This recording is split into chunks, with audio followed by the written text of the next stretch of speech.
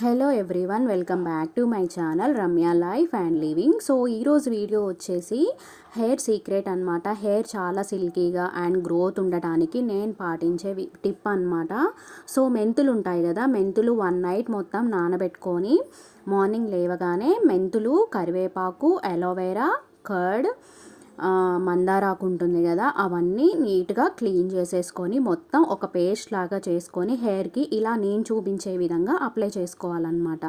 Hair కొంచెం కొంచెం తీసుకుంటూ ఇలా అప్లై చేసుకుంటే హెయిర్ అనేది మొత్తం పడుతుందన్నమాట. దానికి ఇలా అప్లై చేసుకున్న తర్వాత కొంచెం కొంచెం పైకి పెట్టుకుంటూ హెయిర్ మొత్తం అలా అప్లై చేసుకొని ఒక ½ an hour to 1 hour పాటు అలా వదిలేసేయాలన్నమాట. అదంతా ఆరిపోయిన తర్వాత మనం హెడ్ బాత్ చేసేస్తే చాలా సిల్కీగా ఉంటుంది హెయిర్ మాత్రం. అండ్ హెయిర్ ఫాల్ కూడా ఉండదు. హెయిర్ గ్రోత్ అయితే చాలా ఉంటుంది. రిజల్ట్ మీరే చూస్తారు. సో రిజల్ట్ అయితే చాలా బాగుంటుంది.